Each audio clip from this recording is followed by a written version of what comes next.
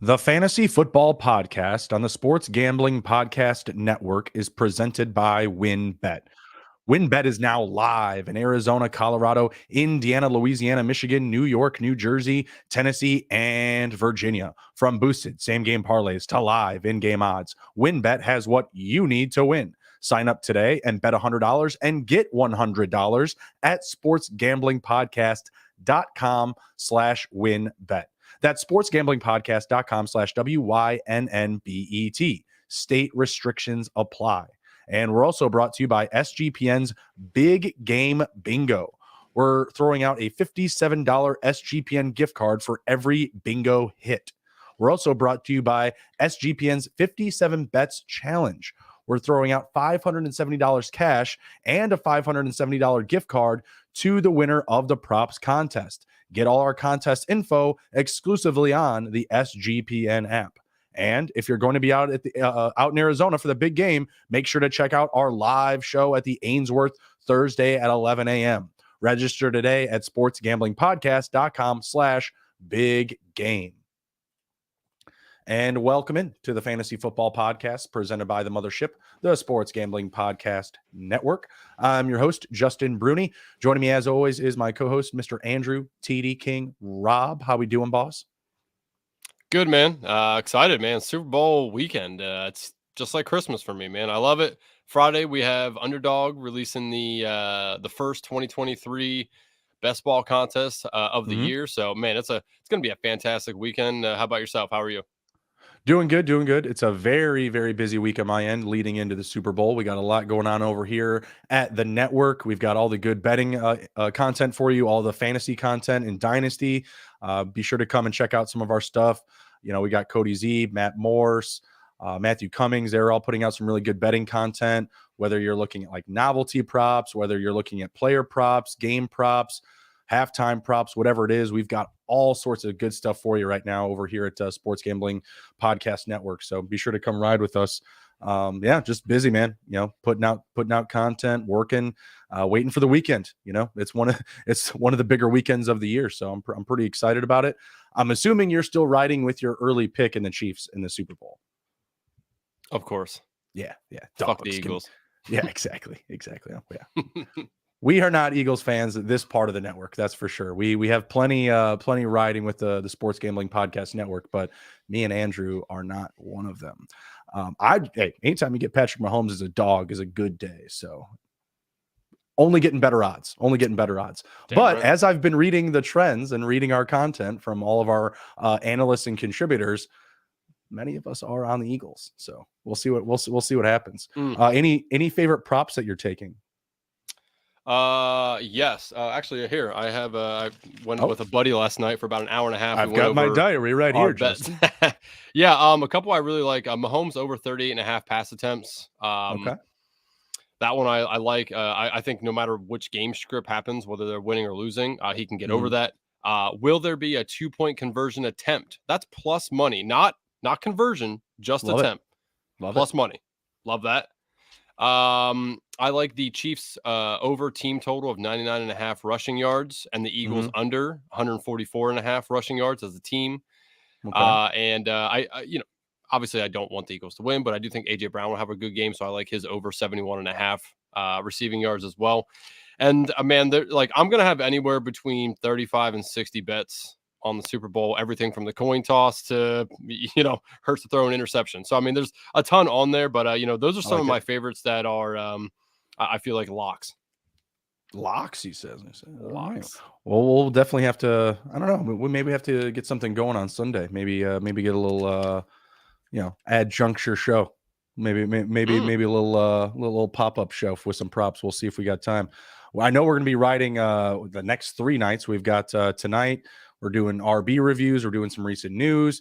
Tomorrow night, we are doing the big game strategy show. That's going to be awesome. Andrew dropped his big game strategy underdog article today. Be sure to go check that out. And then Friday, we're doing the early underdog show for next year. So that's going to be a lot of stuff here. But, Sunday, I don't know what you're doing, but I'm just hanging out. Some live draft. Live draft tomorrow night and Friday for everyone. So make sure you stay tuned. Watch our Twitters. Watch the Fantasy Football Twitter. And, man, we'll let you know what time we're going to be doing it all. Should be a lot of fun. 9 p.m. Eastern both nights, I believe. But let's dive in here to some recent news. Derek Carr getting permission to visit with the Saints. Looks like that's his team at the top of the list right now. What say you with Derek Carr moving over to New Orleans? Do you think that'd be a good fit, or are we going to need another visit? It's interesting. I did think about this today a little bit, and I think it would be a decent fit for him. I don't know if it would be a good fit for the team. I don't really like it like as a move for the team. I think that they could do better personally. You know, with the team that they have around them, it's not like they're a shit destination by any means. I mean, good city, great place to play. You get a dome.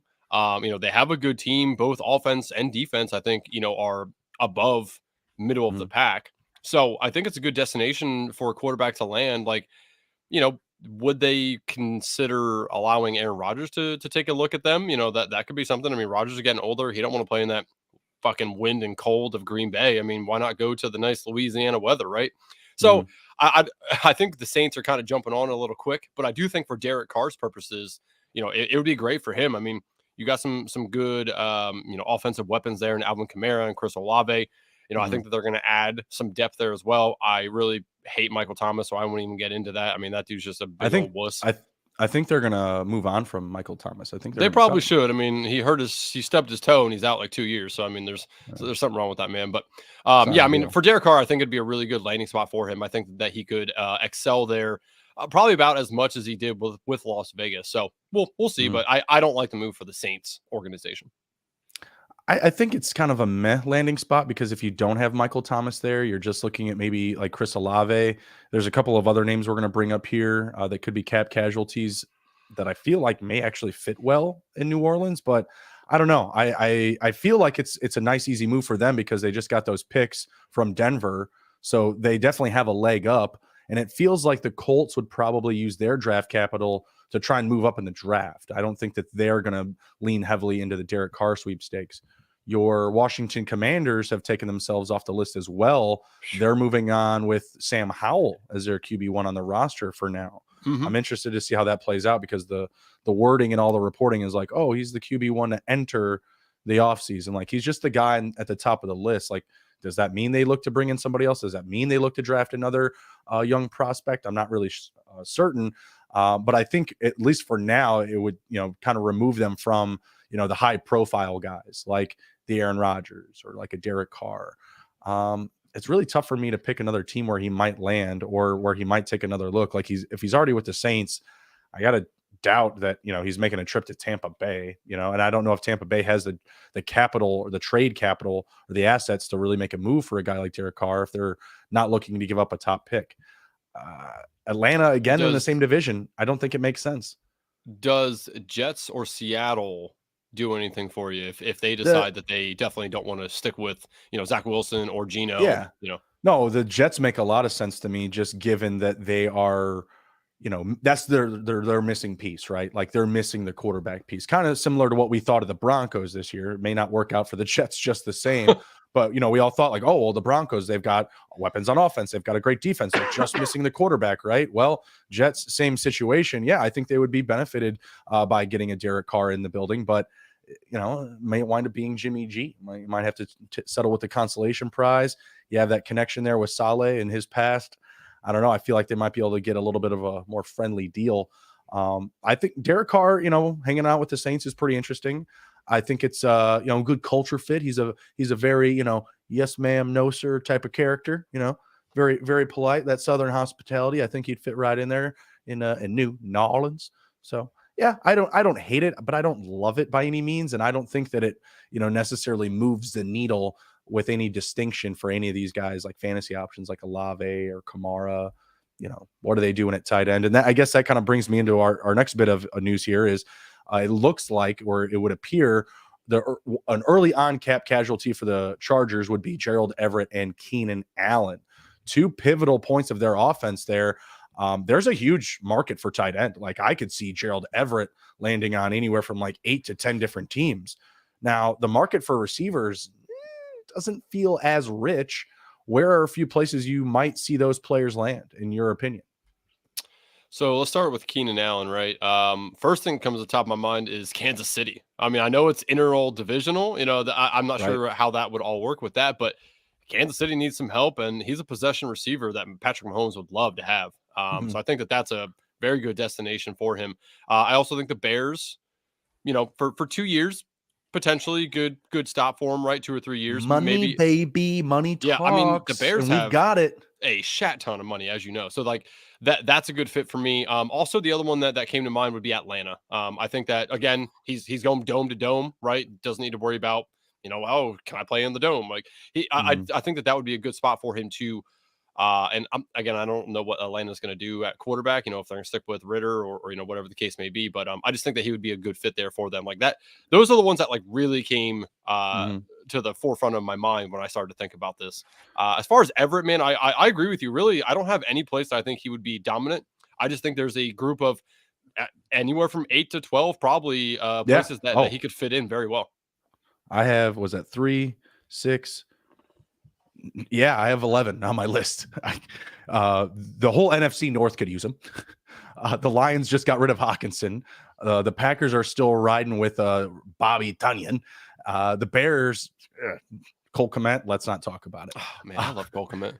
I mean, I love him. I mean, don't get me wrong. Like I'm loving the idea of Michael Mayer too from Notre Dame. I love me, some tight end, wide receiver, utility guys for sure out of the University of Notre Dame. But it's not working out. The experiment I feel like has been a failure. I would say thus far.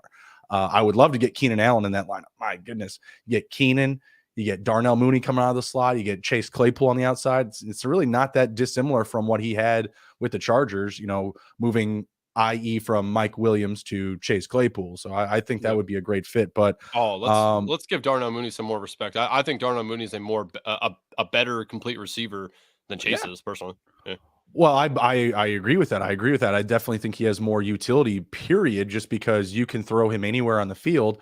It's just that being that the only guy there obviously didn't work out. Like being the top receiver didn't work out. He can't go, A1 production on some of the top talent in this league. Like, yeah, we saw the tape last year of him just absolutely cutting up Jalen Ramsey, but there's still no completions on the play. So that means either it was a quarterback's fault or you were just, running out of your mind or running out of your shoes, which it felt like he was doing sometimes. Like he was just, being, either overthrown, underthrown. They couldn't get on the same page. Really, the same thing happened this year, other than he wasn't getting open, right? So I would like to see them do a little bit more. Wouldn't hate either of those players moved over to the Bears. Everett could go, yeah, anywhere. I mean, Tennessee, Cincinnati, New Orleans, Dallas, they're probably going to be losing Dalton Schultz because they're tagging Tony Pollard. I don't know if they can afford to bring back Schultz. The Giants, Carolina, again, the 3 NFC North teams, not the Vikings. A lot of opportunity here for him. For Keenan, I'll say the Bears and probably the Ravens. I think the Ravens obviously need a huge amount of help at the wide receiver position, but I just feel like, the Justin Fields and the Bears did a lot this year where they're going to throw a lot of money his way. And I feel like honestly, they have a lot of money to come away with anybody. They could get Schultz, they could get Keenan Allen, like really just take their pick from the lot. Yep. No, I agree. And it's funny. I mean, you said the Ravens. That wasn't a team I thought of right out of the gate for Keenan Allen. But I think when you said that like light bulb went off in my head. I think that he would be excellent there, especially with Bateman Mhm. coming back as well. Like, yeah, I think that's a very good fantasy landing spot for him is with Baltimore. As long as Lamar Jackson comes back, I don't want him to go there if they're just going to run the table Yeah. with God knows who. Tyler Huntley. Oh, Again, another rich quarterback market this offseason. Going to be interesting. Ooh, Marcus Mariota, good backup there. That would be solid. Good, solid place for him to be a backup. All right, let's move into our RB reviews conversation. But before we do, let's pay some bills really quick. WynnBET is the official online sportsbook of the Sports Gambling Podcast Network. WynnBET is active in a bunch of states, and there are tons of ways to win, including live betting and same-game parlays, aka WynnBET's Build Your Own Bet. The big game is here, and WynnBET has you covered. Great promos, odds, and payouts are happening right now at WynnBET. If you're ready to play, sign up today and receive a special offer. Bet 100, get 100. It's limited to state availability. And of course, if you hit the biggest long shot parlay of the week, you get a $1,000 free credit. There's so much to choose from, and all you have to do is head over to sportsgamblingpodcast.com/winbet so they know that we sent you. That's sportsgamblingpodcast.com/WYNNBET. Offers subject to change, terms and conditions at winbet.com. Must be 21 or older and present in the state where playthrough WinBet is available. If you or someone you know has a gambling problem, please call 1-800-522-4700. And the Sports Gambling Podcast is having a live show in Phoenix for the big game. If you're going to be out in Arizona for the big game, make sure to check out SGP's live show at the Ainsworth Thursday at 11 a.m. Register today at sportsgamblingpodcast.com/big game. The show is free, and you'll be able to watch the show for free. Have some drinks with the guys. That's right. That's at sportsgamblingpodcast.com/big game. All right, and we're back, and we're running into our running back reviews. We are in part 2 of our 2-part series per position in fantasy football. We're in RB2 territory, and we are leading off, sir, with Mr. Leonard Fournette. 668 rushing yards this season on 189 attempts, 523 receiving yards on 73 catches, and 66 total touchdowns. Excuse me. He is running back 14 on the season in PPR formats. What is your rating of him this season?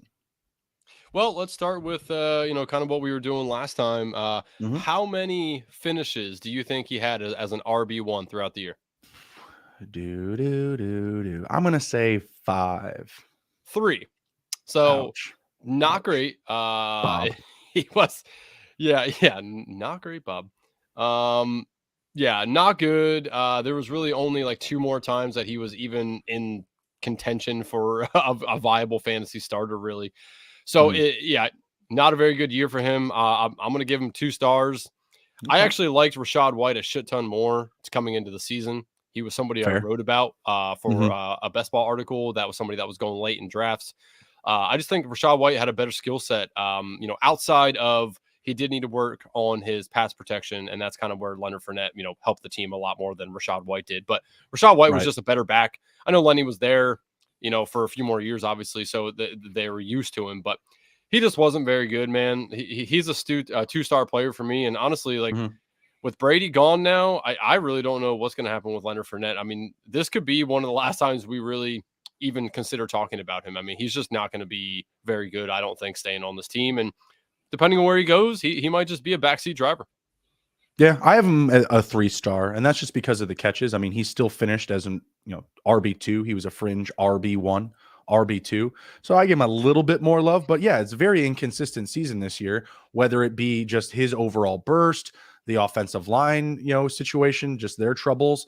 He really wasn't getting it going unless he was catching the ball. 73 catches at the running back position is nothing to kick away whatsoever, and he was 3rd on his team in total reception. So, I bump him up a little bit for that, just kind of being that, multifaceted back, right? Like he almost had as many receiving yards as he had rushing yards. And I feel like that was, a significant issue for the Buccaneers this season.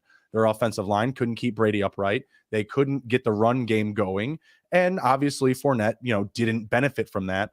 But that receiving floor kept him at the RB2, RB1 conversation, right? So I give him 3 stars. I'm not happy with what I got out of him in my places where I owned him. I even traded for him during a playoff run. I think it was after that big game that he had where he had, I think it may have been 8 or 10 catches in a single game or something like that. Maybe week 13. Week 5, he had 10 catches. Week 5, and then I traded for him later. He had 9 receptions week 16. Maybe that's what it was. Man, you were in a league that you could trade at that point yet? Yeah, you don't remember the league where I had that trade happen during the championship week or the semifinals week? Yeah, the very same league. Yeah, don't want to get into that.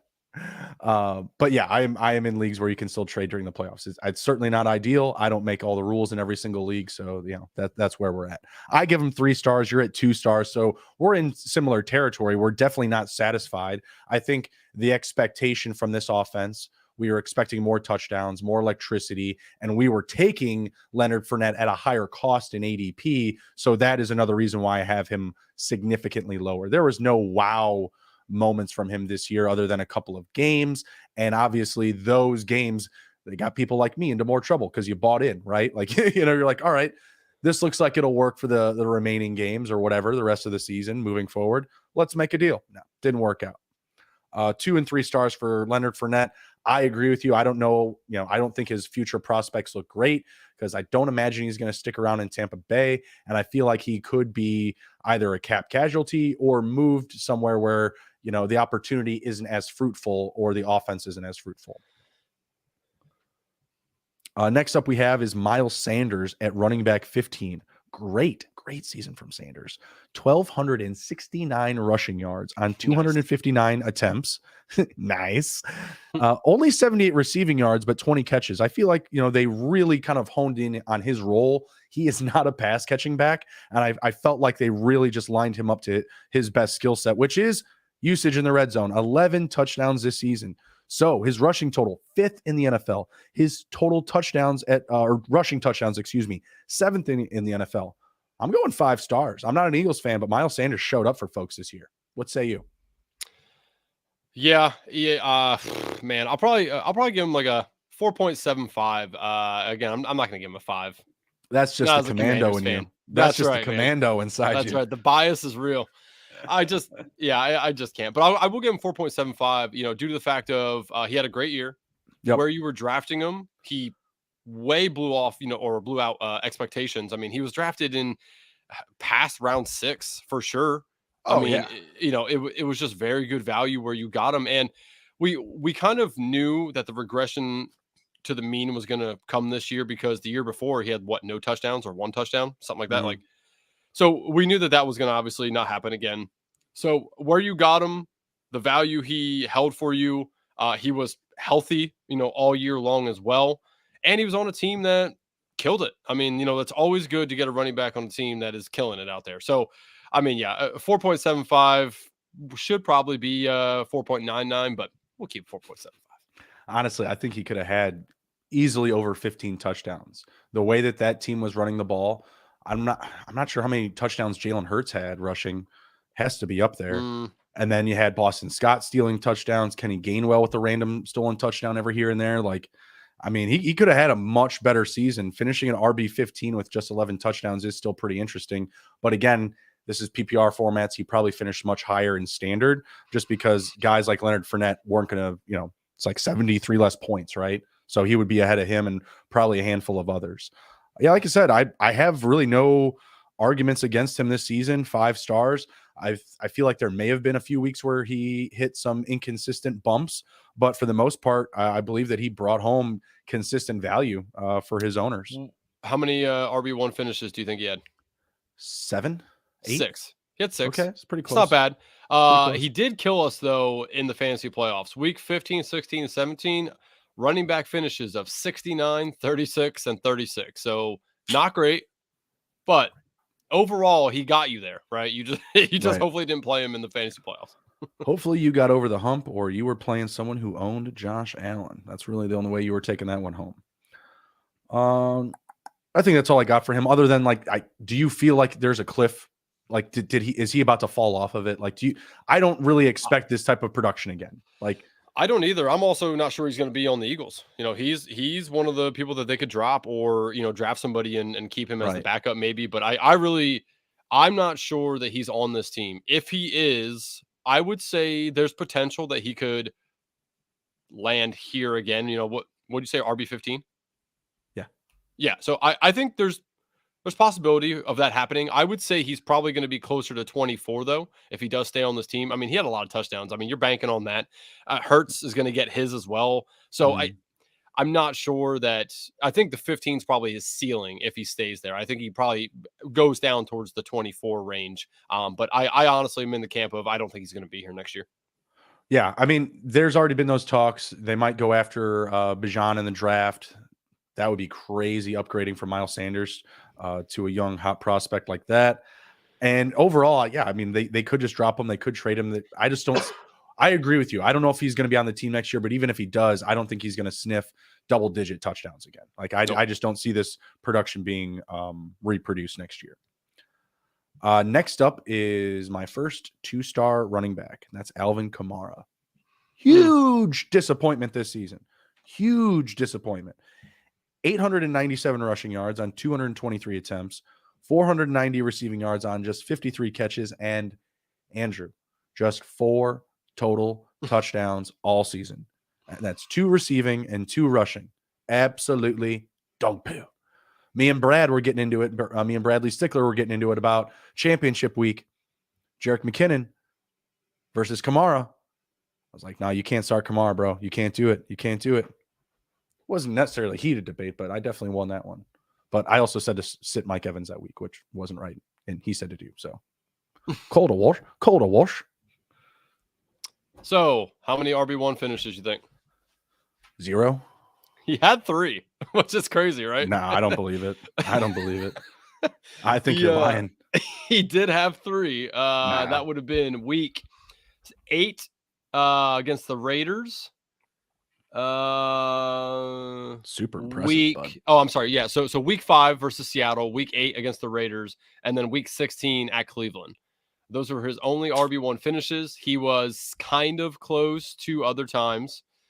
But yeah, I mean, I agree with you. Let's 2 stars, man. Just where you drafted him and what he gave you, awful. I mean, he missed some games. That's never good. The team clearly fucked us because they weren't telling us what they were going to do with their running back situation. So we were always playing them up until at least week 10 or 11. I mean, I had him on a couple teams and I played him like every week. So I'm like, oh, he's just having some bad weeks. Oh, well, the coaching staff must just not call play. Oh, like I kept making excuses for it. And that's like one of the worst players to have on your team when you're like, no, he's going to be fine. And you're making excuses and you never take him out. So yes, 2 stars, I think, is more than fair for him. I think it might be too kind. I mean, I don't know what to expect going forward. Obviously, it's going to depend on what they do at quarterback. They need to get somebody that can, run the Drew Brees offense, the quick outs, get the ball out of the quarterback's hands immediately. Sean Payton ain't walking through that door, so they need somebody to figure that out. I don't know if Derek Carr is going to be a part of it. If there's going to be another signing. Jimmy Garoppolo has a very quick release. Maybe that might be the answer. I don't know, but they need to get a quarterback. They can get the ball to the running back's hands, and I don't know. Jimmy Garoppolo might be the answer. He's a little better at that. He really prefers to get the ball to the running back. He's not bad at it. Derek Carr likes to take shots downfield. Jimmy's like, nah, I did that in the Super Bowl. I'm good. Like, I figured that out. Like, I'm done. 40-yard targets? Nah, thanks. I don't think so. No, I don't know what it's going to take to fix his production for next year. We could be missing him for 4 games because of the court hearing. Suspension looming as well. Not good. I got to imagine his ADP is going to be pretty friendly. That'll be an interesting conversation for Friday night when we're talking underdog for next year, because I feel like we have to take some shots on him given where he's going to be going probably, how late he is. Yeah, it'll be interesting to see what they have their rankings currently set at, because I mean, we don't quite know what the suspension's going to fully be, right? Mm-hmm. So I'm going to be interested in that. But I mean, what's the earliest you'd probably be willing to take him if you're drafting today? Round 8? Yeah, I mean, let's say it's 18 round draft. Round 8, maybe somewhere in there. 9. Yeah, I guess so. I mean, I'm going to want my starters filled, and about 8 gets it. Yeah, because you get the quarterback 2, that's 3, another 2, that's 5, a tight end, that's 6, and then you get like a flex or like the third receiver, whatever, and then you're right in that territory. So that's about right. I wouldn't risk any early ADP on him. Like I just don't see the point. Like, no, there's a lot of other guys specifically on this list too that we're going to get to that I'm very interested for next year. The next guy, super weird situation. Super weird. Mr. Jerick McKinnon. I'm trying to look up how many games he actually played in total, because Buddy is an RB17 on the season. And I want to say he didn't play in every single game. I guess he did. He just didn't have a role. Well, let's see. Yeah, he I want to say it was after the bye. He had played in every single game, but his role really only expanded what looks like week 13 and later. Everything before that is all 7 points or less. Well, he had 1 touchdown in the beginning of the season, and his numbers are completely held up by touchdowns. Dude had 10 total touchdowns, 9 receiving as a running back at the age of 30. Very interesting. I don't expect him back next year. Rating this season, I mean, it's difficult because you didn't draft him. He was a waiver wire pickup. What you got out of him, I feel like is 4 stars. Like, I don't know if that's an overreaction just because I had success with him or I have bias because of that. I don't know, but I like what I got, and it's on very, again, in a few period of weeks, like of really high volume. He had 56 catches on the season for 512 receiving yards. He only had 72 carries on the year with 291 rushing and just 1 rushing touchdown. So those big multi-touchdown games, in the last quarter of the season were just so huge. Like, I mean, maybe I'm even selling him short at 4 stars. What do you think? Well, we are definitely apart on this. I'm going to give him 2.75 because really, you could only utilize this dude like fully, like actually trust him week 13 on. Up through that point, it would not have been very kind to you to start him. So, I mean, what is that? 20% of the year you could use him, 15 maybe. That's not great. So 2.75. Obviously, he was fantastic week 13 on. He really helped you potentially win a championship, which is obviously, helps. But I mean, you didn't draft him thinking that this was going to happen. He didn't draft him at all. I mean, that's true. I mean, best ball, he was going later in drafts. Sure. I saw, but yeah, regular redraft stuff like that. I mean, you're right, but still, I mean, you pick him up. I mean, when do you think people actually picked him up for their team? Week 13? I think Sharps picked him up after the bye. After the bye, he had back-to-back weeks of at least 6 catches and 16 total targets through that stretch. I think the more casuals and, like 12-team redraft, single QBs, probably, like after coming into week 13, probably. But man, just what you got out of him was just like, it was 5 stars almost every time. How many RB1 finishes did he have? Guess. 5, 4, 3. He had 3. That's the same as Alvin Kamara. He practically played half a season. That is, I mean, that's very true. Kamara, quarter of the season. Yeah, Kamara, you could at least play. Obviously, it didn't work for you, but you knew you could play him. McKinnon, like, he wasn't a guy on your roster. You're like, oh yeah, I'm sticking him in. It's like week 7. You're like, yeah, I'm gonna put him in. Like, not unless you were in a dire straits, right? Not unless you had a shit ton of injury. So, like, that's kind of the point I'm leaning into. But yeah, I mean, week 14 of 15, back to back RB, the number 1 running back finish, and then week 17 RB7. In between that was a 20, but everything else was not good. 20, 21 or later. Well, yeah, I mean, everything else early in the season, he just didn't have a role. I think what's most interesting about this situation is not necessarily what he did, but the usage that you can get out of that backfield with the right talent. Like, do you see either Pacheco or CEH actually being able to replicate what McKinnon did to finish this season next year? Well, I don't think either one of them have the skill set that McKinnon does in the pass game. Like, that's where he shined a lot, is the pass game. I mean, you saw it. I mean, it was like he had 2 of those touchdowns at the end of the year that were like long ass weird touchdown like catches. So it's just, what he did to get the touchdowns is not something that happens every week. So I don't think so, to answer your question, but I do think Pacheco could, I guess, have spurts of what we saw from McKinnon with this offense. And I do think Pacheco stays. I'm not sure McKinnon does. I think they're probably going to want to get a little younger in that position. I mean, he's going to be 31 next year. I don't think they want to keep riding that, so they'll probably do something to get somebody younger with the same skill set. Miami, baby. McKinnon in Miami.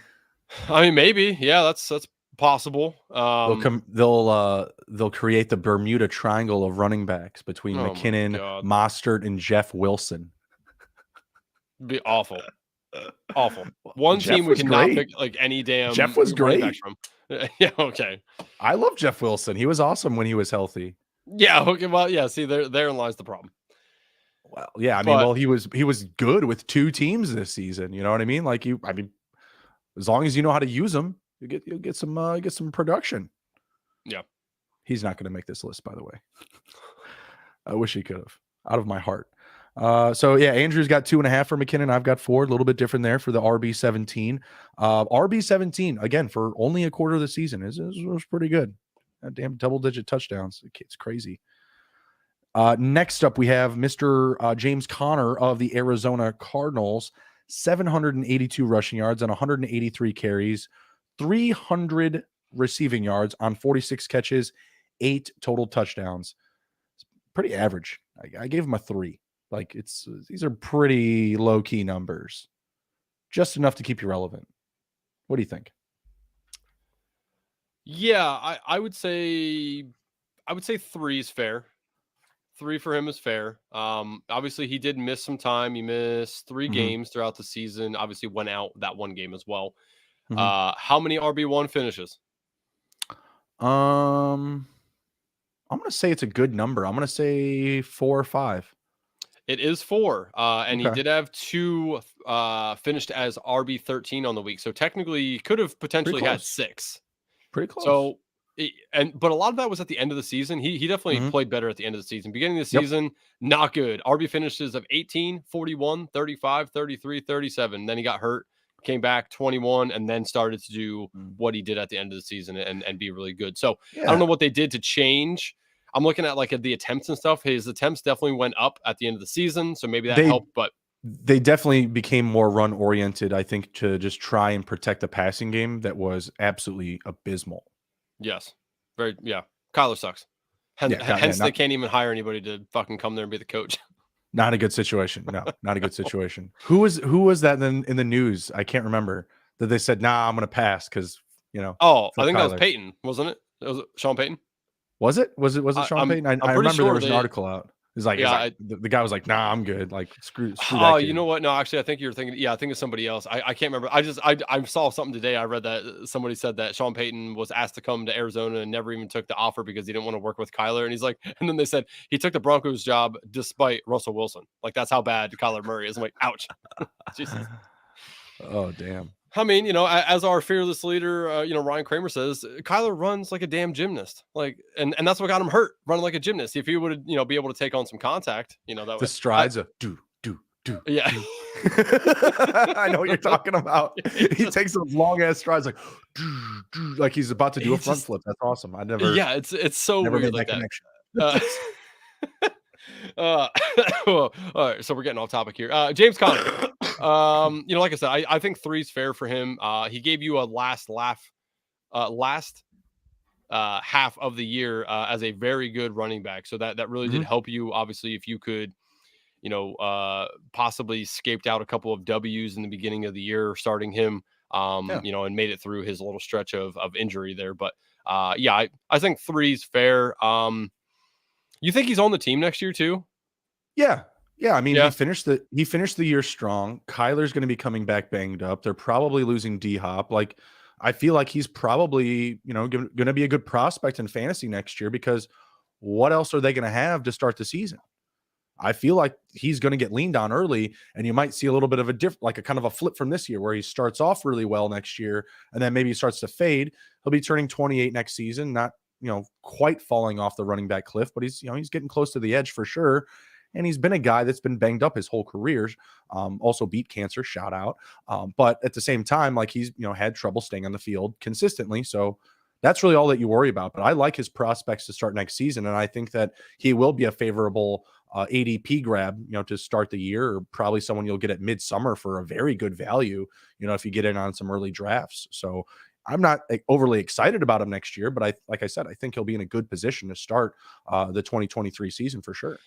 I think this will be somebody I stay away from drafting until I see what the team does because honestly, like I Yeah. don't think Kyler's going to come back until Well, I think that's fair in weeks. general. Like people stay off of Connor just because of, like I said, his injury history. Like that's fine. Yeah, I'm worried the team's going to go into a rebuild mode a little bit, get rid of Hopkins. Mhm. JJ Watt just retired. Kyler's not going to be ready for the season. Like they might see the writing on the wall with a new coach. They might tell him like, listen, this year's going Right. to suck. We're going to tank this one a little bit. And I worry that if Connor's in that situation, they're not going to give him the volume. They might even just trade him. So he's somebody I'm during all these best ball stuff throughout the summer until I see what the team and get a good feel for what the team wants to do. I'm not drafting any of them. Wouldn't it be cool if one of these absolutely garbage teams was just like, you know what?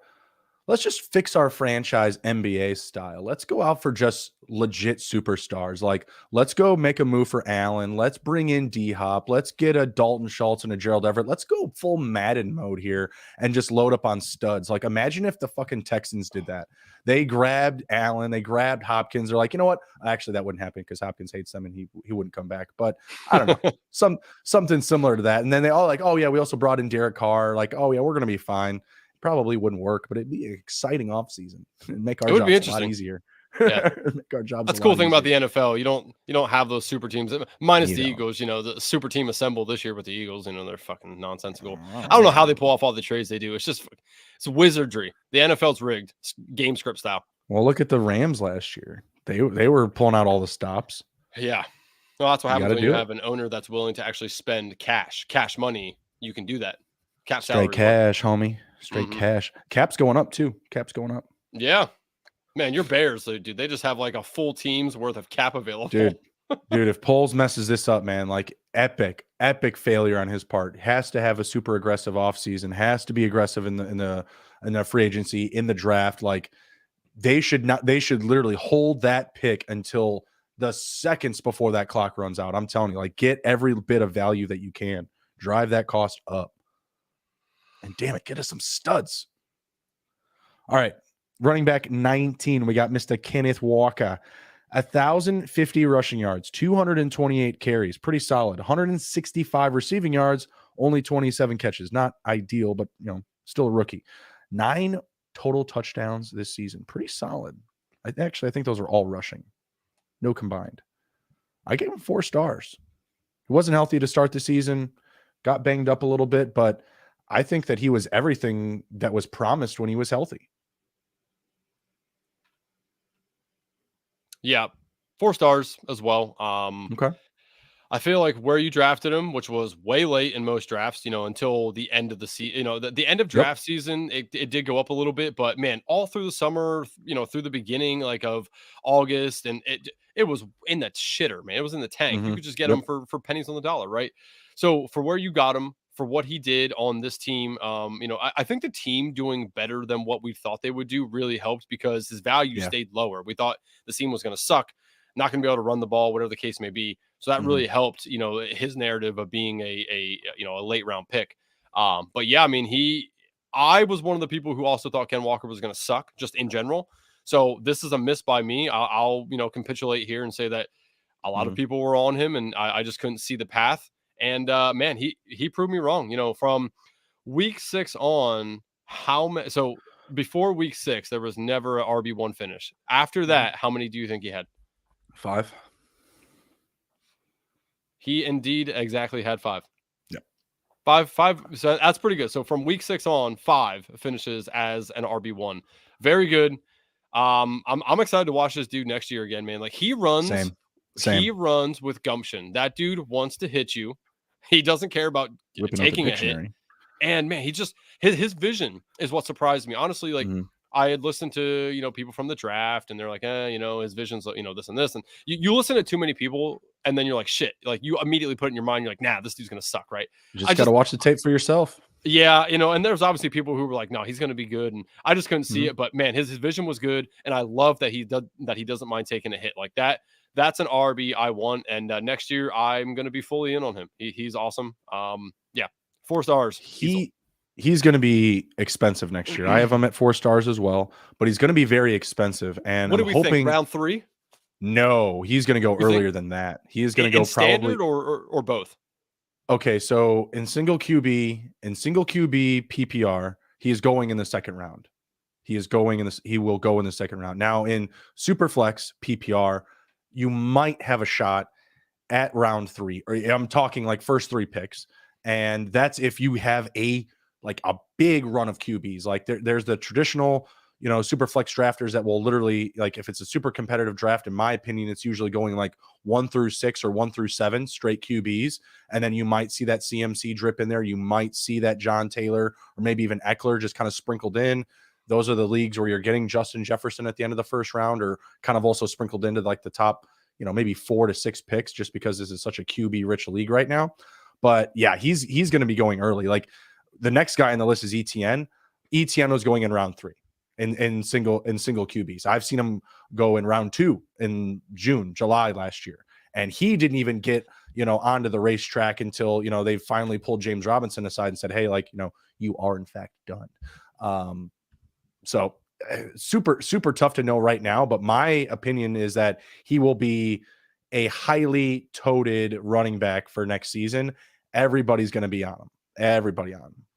Yep. Yeah. No, I'm very interested again for us to do this live draft on Underdog, and again, we are going to be doing 9 p.m. Friday night Eastern time. We will be doing a live first opening day big board best ball Underdog draft for everybody. It's going to be a big one. It'll be 12 teams, 18 rounds. So it'll be awesome. But I'm very interested. That's kind of the thing I'm most excited about to do this, to see where people are going, see where their rankings are currently at. I think the best thing is going to be, finding out where these guys go and seeing where the values are. And like Ken Walker's a guy I'm interested. I honestly think he's going to be around 3 or 4 guy. So I'll be interested if he's anywhere from 3 or later. I'll definitely be in on him. I don't think I want to take him round 1 or 2. Like I think that's still a little too rich for my blood. The offseason is going to be crucial. Like if they bring someone else in. So if they're going to ride with Rashad Penny and Ken Walker going forward, Ken Walker could be drafted in the first round in a lot of leagues and single QB. Like I really feel that, because in a lot of leagues, people get super aggressive with running backs. And if you see, 5 or 6 running backs go off the board in the first round, like end of the first round, beginning of the second, like that name's going to be looking very comfortable, because I think there's that perception that he is going to be like a 300 touch plus running back this season. What did he have? Over 250.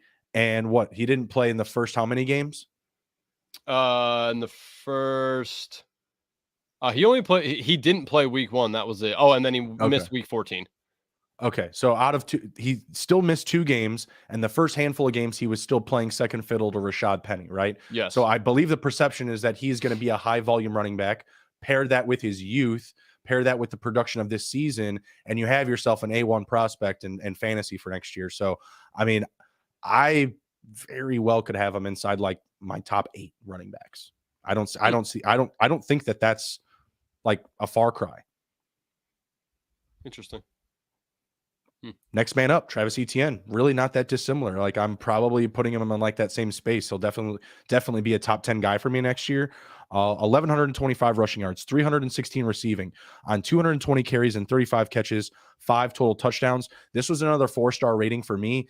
He finished at RB20 in PPR formats, mostly because James Robinson was just eating all the dirt like in the first 3 or 4 games. Everyone was doubting that he still had a pulse, that he was going to be existing this season. It wasn't long, but obviously James Robinson can still play. Like he ain't dead. Scored a good amount of touchdowns in the first handful of games. But obviously, they traded him. They, followed through with their plan to make him their guy. And again, this is another situation where you got to be on the pulse for the offseason, because if they don't add anyone significant, this is going to be a guy that's pushing well over 300 touches. Got to keep in mind we're in a 17 game game plan right now, schedule that only boosts the opportunity for production and touches and fantasy value. So super happy with what you saw at ETN. He cost a lot though. He cost a lot more than Ken Walker this season. Like I said, he was being drafted in the 2nd, 3rd, and 4th round in single QB leagues early on this year. People are super high on him. Yeah. I'm going to give him a 3.5 star. And the reason he's not 4 is exactly what you just said at the very end, is that where he was drafted as opposed to Ken Walker was much more expensive. So I'm gonna dock him 0.5 star for that. 3.5 still good. It's fair. Honestly, he opened up the season dog shit through week 6. Just not. He was great. fumbling the ball. Like that was my concern for me, is that early on, like he couldn't keep his hands on the ball, and James Robinson was doing all of these good things, and it's just like, man, like I wasn't taking a victory lap because I was not on ETN at his ADP. But at the same time, I was just like, why are people so surprised that this happens in the NFL? The very next guy that we're going to talk about, he took a big hit in value this year. It happens all the time. Like there's expectation versus reality.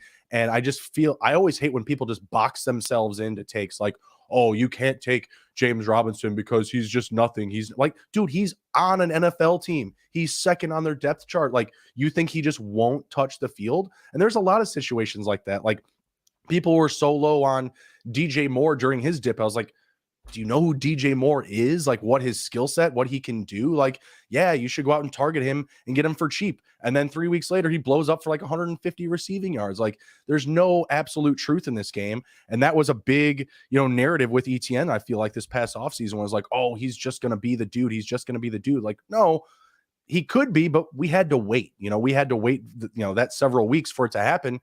Going forward, yeah, I'm back in. I'm on the boat. Let's ride with ETN for sure. Like I said, he'll probably be somewhere in the top 10 for me, probably close to same Ken Walker territory. Youth, production, and opportunity going forward all look like great opportunities. Yep. Let's play the game. How many RB1 finishes?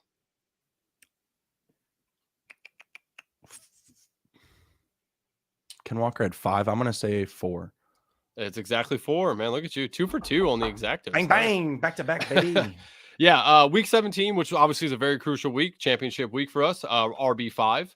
And then he had a stretch of 3 in a row of RB7, 7, and 3. That's week 7, 8, and 9. Outside of that, there was mediocre finishes at best there. So he was, I think, slightly disappointing. Where you drafted him, what he did overall. I think there's promise for the future. But I think this year was slightly disappointing for what you paid for him. I'm going to give him a 3 even. I agree. And it's hard. I don't know. I don't know what to exactly make of it because I think Trevor Lawrence is going to have a better passing year next year. What we saw this year, I think is only a stepping stone for what Trevor Lawrence can do. Right. So I'm not sure if that's going to help or hurt ETN. Well, so it's hard to kind of think about that, but my question that I was about to ask you is not so much Trevor Lawrence, but what do you think the repercussion will be of Calvin Ridley entering this offense, having all of these passing weapons? Like, how will Calvin Ridley's presence, play into the ETN touches, volumes, and opportunities? Yeah, I think it is going to hinder him a little bit. I say that, and then immediately I'm like, well, you know what? I mean, if they have a good offense, what if they get down in the red zone more, and then they use him more in the red zone, and he scores more touchdowns? And Compatico, baby. Like it's simpatico. That's what it is. Yeah, it's so hard. Like honestly, the Jags with their passing weapons next year could deploy some sort of Chiefs offense where it's all throw first. It's some gimmicky shit in there. Like I could see them doing that, and then ETN kind of be a little left out of that. So it's going to be interesting to see what happens with him, but he's a good running back. Obviously, the narratives there with Trevor Lawrence already, they went to college together and all that. So it's not like I think he's going to fall out of favor. I just think that what you're going to have to pay for him probably this coming up year, if he doesn't get better, you're going to also be disappointed because he's probably going to have another season just like this. And it's a little disappointing. I think he's going to have more touchdowns. He only had 5. I think he can easily hit double digits next year. I think he can easily double this number, still bring home similar rushing and receiving totals, maybe a bump because no James Robinson. And if they don't get anyone in there to compete with him for touches, I think it could be a really good situation. Finished at number 20. Would not be surprised if he finishes top 12 next year. Yeah. One thing that did surprise me just looking at his stats here is that he had no receiving touchdowns. Like when I think of Travis Etienne, I kind of think of a receiving back a little bit. He had no touchdowns. Hey, last year Miles Sanders had 1 receiving touchdown. So right, like just I don't know. That surprised me when I actually was looking at the numbers that he had no receiving touchdowns, 9 on the ground, but none through the air. Interesting. He had 5 on the ground. Oh, 5 on the ground. I'm sorry, I said 9. I was going to say 9 would have been a lot better. All right, next up we have AndreSwift. Actually, before we get into AndreSwift, let's pay some bills really quick. Make sure to sign up for the SGPN app and get your own big game bingo card. Get it full of all your favorite big game prop bets. If you get bingo, you'll win $57 to the SGPN merch store. Only if you catch. You have to be subscribed to the Sports Gambling Podcast and NFL Gambling Podcast Network on YouTube to win. The SGPN 57 Bets Challenge. In honor of the big game, SGPN is hosting a prop bet contest.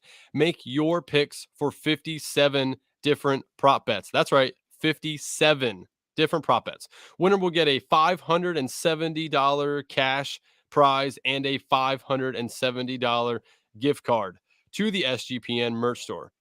All our contests are free to play and exclusively on the SGPN app. For those of you All right. that want to try to do the math, that is $1,140 total prize value. With the math. All right, back to DeAndreSwift. Sorry for the interruption there.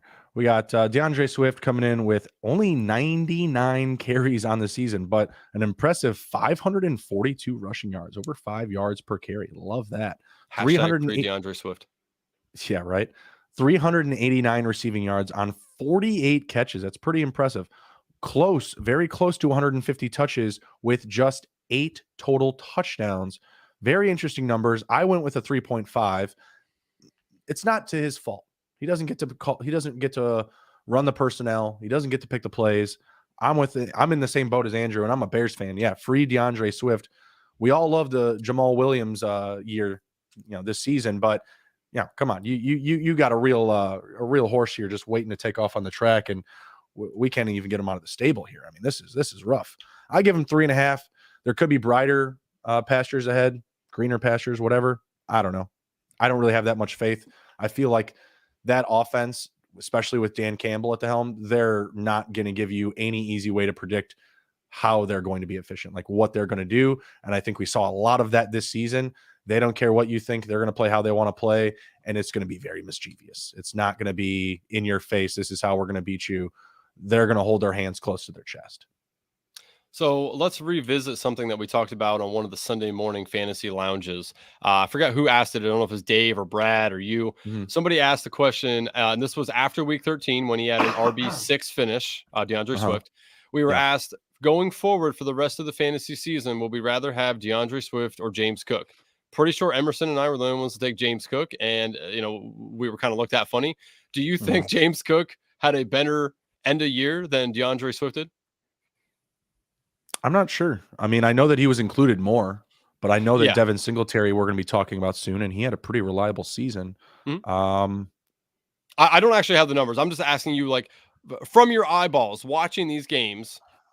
I would say I don't have any notes on this whatsoever. I would say it's probably pretty similar. Like, I don't think there's going to be a huge advantage going one way or the other. I think the Lions are absolutely killing DeAndreSwift. I don't know what the hell they're doing. Like, this dude's pretty saving good. him up, I guess. I don't know. Saving him up for what? Long career. I don't know. I mean, you so you just buy the sports car and you just put it in the garage and you're like, I'll save it. Oh yeah, no. You're not driving that Ferrari, no. It's like, no, I don't, dude. There's no rhyme or reason, like I said, but I feel like that's kind of the identity of the Lions. Like, they are not going to be that team where you know what you're getting out of them, and I think that's how they want it. I think that's how they like it. And nothing. I'm not taking anything away from Jamal Williams. Like, he was awesome, right? But like, yeah, it's great. You great also have DeAndreSwift. There's no reason that you shouldn't be using him just as much, if not more, than Jamal Williams. So, in my mind, a team that you said it too, Jerick McKinnon may not be, potentially on the Chiefs next year, right? Go get DeAndreSwift, Chiefs, please. For the love of God. No, absolutely. Like, the 1-2 punch of him and Pacheco on that team would be absolutely incredible. I think DeAndreSwift is great, right? This is a guy I'm gonna have a hard time giving a ranking to, because I think he's a lot better than what he did this year, because I think the Lions killed him with their play calling. So I'm going to give him. But where did you draft him though? That's the problem, right? That's where I was going to come next. Is I'm going to give him like a 2.25 because you drafted him so high. It's true, and he just did not get you there. And I don't think it's all his fault, though, is the problem, right? Like, I don't want to hold it against him. He did miss a few weeks due to injury. And then he had a couple weeks where they're like, well, he's kind of banged up, but he's going to play. And then they gave him like fucking 4 carries. And it's like, well, you could have told us, like, hey, he's like 80% hurt and we're going to give him like a small workload. Mischievous. It sucked. Why would they tell you? They were never going to tell you. Fucking coaches. This is why somebody needs to do a business plan. And I've always thought this is cool. We need beat writers that solely focus on fantasy for us. Just at each practice for every team. You just described your job. Well, yeah, except for I don't get to go to the practices and watch all this stuff. You want us all in the building? Oh, yes, 100%. Just somebody who strictly focuses on fantasy. Like, all right, like here's the things they're running. Here's the goal line. We need to sell more merch. We need to sell more merch, Andrew. I asked Sean on Twitter the other day because They got their short, they got their video loading up on Degenerate One, about to go airbound down to Phoenix, getting at the Super Bowl. I'm just like, man, like, Sean, how much merch we got to sell to get the fantasy boys up in the air? You know what I mean? Like, come on. He gave me a very coach like response. It said like brick by brick, and I was like, all right, that's not a number. I need a number, buddy. So all you listeners at home, go buy some merch at the merch store, and be sure to podcast.com/store. That's right. And tell them Justin and Andrew sent you, because before we can get to the moon, we got to get airbound. You know what I mean? Like, obviously we have a trajectory towards the moon, but you got to, see what the atmosphere is like up there before you start, taking, your deep shots. You know what I'm saying? So let's sell some merch. Let's get airbound. Absolutely. Please and thank you, everybody. So back to Swift. Again, like 2 point, what I give him 2.5, 2.75, whatever. Yeah, I gave him 3.5. And that's just because like the per touch efficiency is there. 150 touches to 8 touchdowns. Is that about 5% touchdown rate? Am I doing the math right? What did you say it was? It's right around 150 touches, and he has 8 total touchdowns. It's a little bit more than 5%. Yeah, I think so. I don't know. You're asking me to do really quick math right now. And yeah, I know, me too. And that's just like, why did we just do that? Just, like, we're not gambling. Yeah. I say, ask me about a parlay, and I got you. But there's like, that's absolutely plus 471. Putting those together. So, how many RB1 finishes you think he had for Swift? Yeah, 2, 1. None. You'd be surprised. He had 4. That's crazy. Yeah. How? Beginning to start the season, week 1, RB2. Week 2, RB4. Oh, those poor people. Then he gets hurt week 3, and then he's out. He obviously leaves the game week 3. He's out 2 games, the bye week, and another game. So a total of 3 games. Comes back. That's when they really started to fuck with him on how much he was going to be able to actually, be utilized. He week 13. RB6, and then week 17 against your Bears week or RB3, but everything between that was not good. And just looking at you just said logs, week 1 and week 17 he bookended the seasons. Like, that's not what you're looking for. I really think the injury cost him too with the franchise or with the organization, because he was, again, RB2 and RB4 and then RB39 because he got hurt, and then after that they were just like, well, this dude's hurt a little bit, so we're just gonna like not use him. Right. Well, they moved on from Hawkinson. So like, if they don't really make any drastic changes, like, I mean, you could see him actually get like that, running back receiver utility. I know that we talk about these types of guys all the time, who could be the next Alvin Kamara, running backs that can make 80 plus catches in a season, 1,500 all purpose yards. He fits like all of that criteria, right? Like, he has the speed, he has the athleticism. We've seen him just straight up leap over dudes at times. Like, he is a great athlete and a great NFL player. He just needs the opportunities. And of course, staying healthy is a big part of that too. But I mean, it's a disappointing season, but again, like the per touch efficiency, that's why I have him just a little bit higher. Still finishes an RB2. Drafted him in the first round. Ouch. All right. Next up, we have not one of your favorite people, Ezekiel Elliott. Who looks like he's going to take a pay cut and stay with the Cowboys. I'm not a big Zeke fan, but hey, like, that's the right thing to do, right? Like, well, yeah, I mean, I think this is kind of like, tell me that you realize there's not too many teams who want to pay you without telling me there's too many teams that don't want to pay you. Well, he knows he's reading the room, and that's a good thing. Like, he's not creating a situation that's going to hurt the team where they have to like, try to get more creative with this. They can just get a pay cut in place. He's going to get a fair amount of touches still and still be on the team. And I think that just kind of atones to his connection with the franchise. Like, it's not like he's causing Le'Veon Bell problems. You know what I mean? Like, I think it's a good thing. I think it's going to be a good situation for him and the Cowboys next year. This season, like, numbers not very good, but did finish 4th in the NFL with 12 total touchdowns. The per yard efficiency, not there.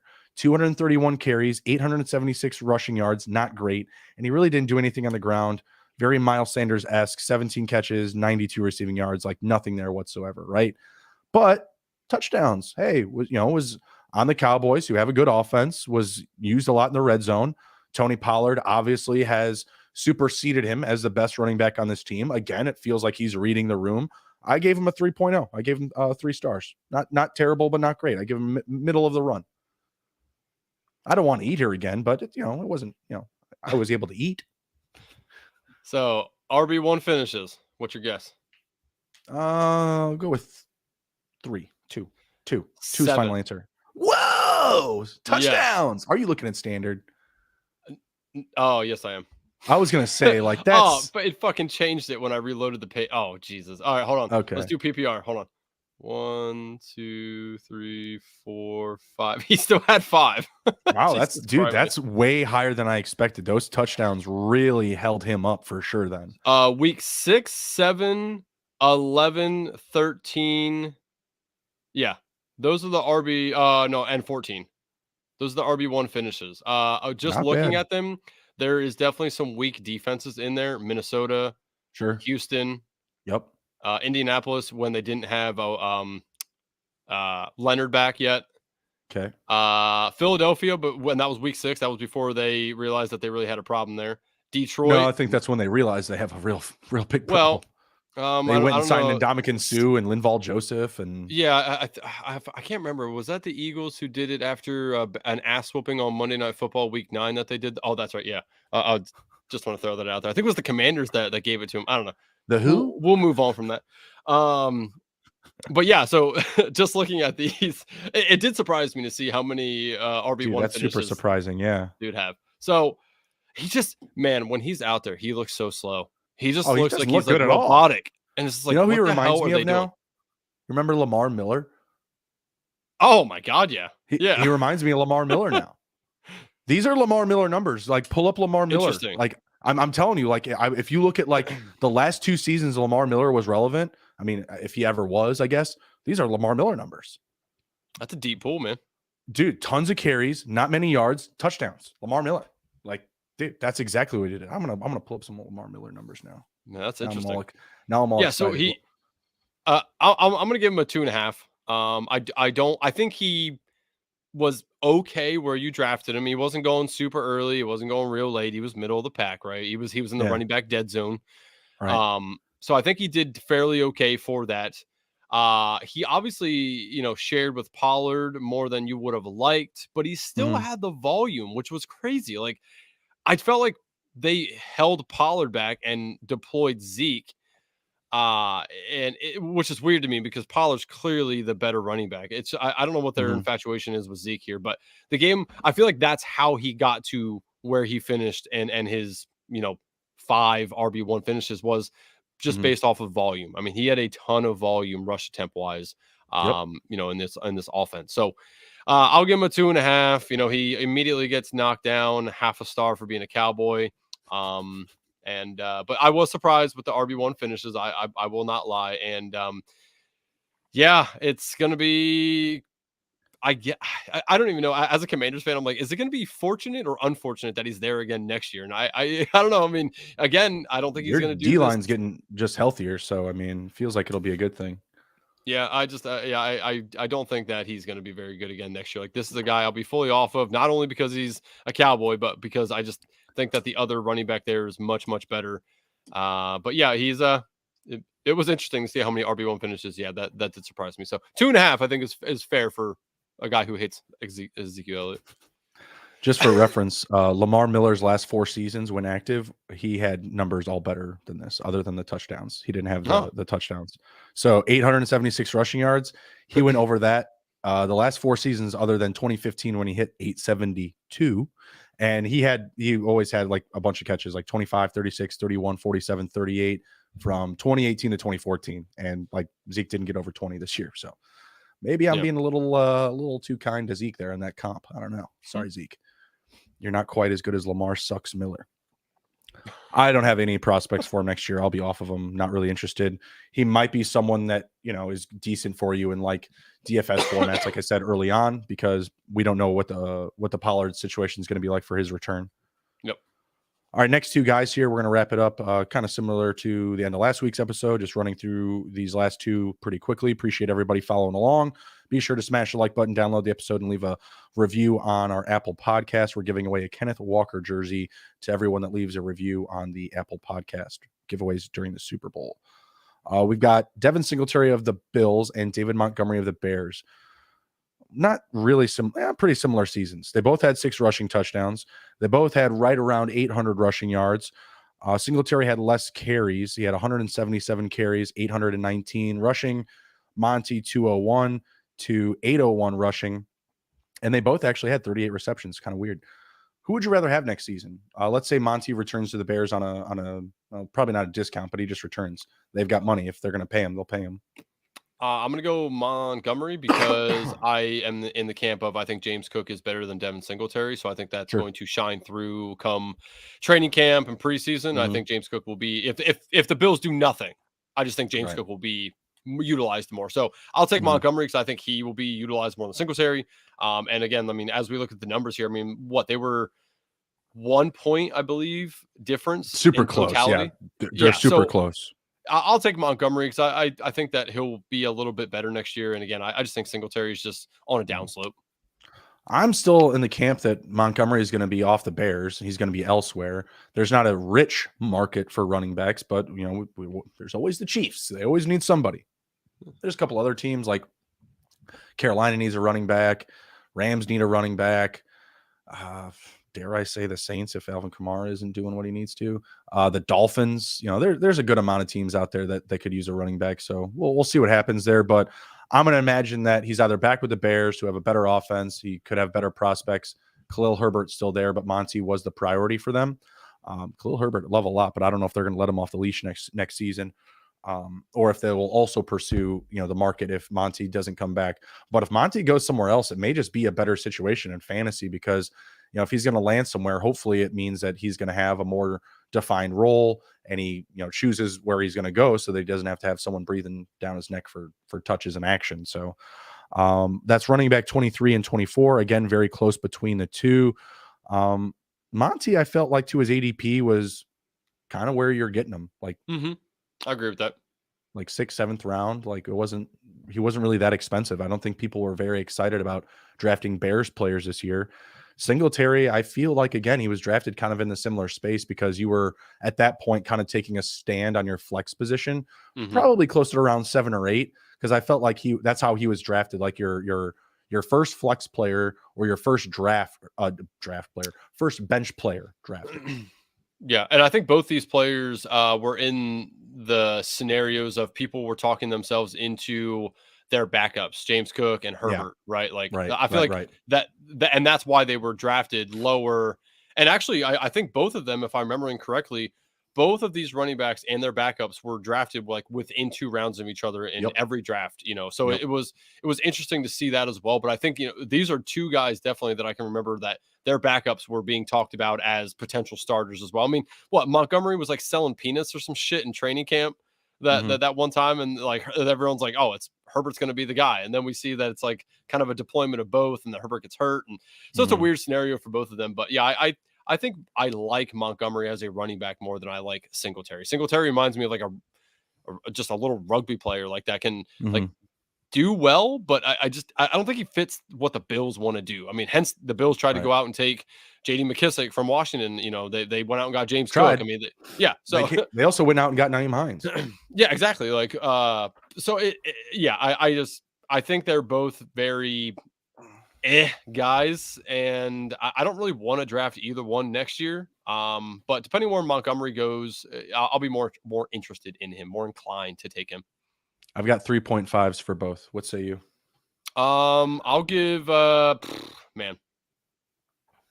I'll get 2.75. Again, kind of like ugly a little bit. I don't love them, but they were good draft value for what they ended up doing for the season. So I think 2.75 for both of them is fine. Sounds good to me. You have anything to share before we head out? Let them know where they can find you. Let them know what we're doing in the next couple nights. Yeah, of course. Find me on Twitter at arob23. It's down here below. Join our Discord. We're in the Discord all the time. Sports Gambling Podcast Network in the Discord. If you guys can't find it or don't know how to join, get at us on Twitter, and we'll definitely be able just to get you an invite into the Discord. There's tons of people joining it every day. You can like look and see who's joining like each day. It's crazy how many people are joining. So it makes the conversations really fun. Of course, hit up sportsgamblingpodcast.com. Look at all of our articles coming out. Justin had already alluded to some of the gambling stuff we have out there. I obviously just dropped the Underdog Bid Game strategy guide there as well. And make sure to tune in tomorrow night, 9 o'clock. We'll be doing the big game draft, talking some strategy in there. I'll go through some of the stuff I put in my article. And then Friday night, the big one, the big board, the first 2023 Underdog Best Ball contest that they are releasing. We don't know what time they're releasing it yet, which I assume it's probably going to be about mid-afternoon. That, if I remember correctly, usually is when they drop and stuff around like 1 o'clock to 3 o'clock Eastern time. So we'll be able to get in there, but we're going to do it at 9 o'clock Friday night. Come join us. We'll be putting posts out about this, but man, it's going to be a shit ton of fun, man. I'm so excited for that. It's like Christmas morning for me. I'm not going to be able to sleep. Opening up your underdog presence. I love it. Now, it should be a lot of fun, should be exciting. And then we got the Super Bowl on Sunday, a lot going on. Like Andrew said, be sure to check out the website, sportsgamblingpodcastnetwork.com. We've got all sorts of good stuff for you. NFL betting, tons and tons of fantasy content for the offseason, whether you're into Dynasty. We've got IDP Dynasty going right now. The XFL guys, they're high flying. They've got a lot of content coming out. So whatever you're into, hey, we probably have some tennis and NASCAR you could probably jump in on too, or some golf. So we've got all the good stuff for you. Come ride with us. Take care. Be well. Be good. If you can't be good, I don't care. Just be good at it. We'll see you.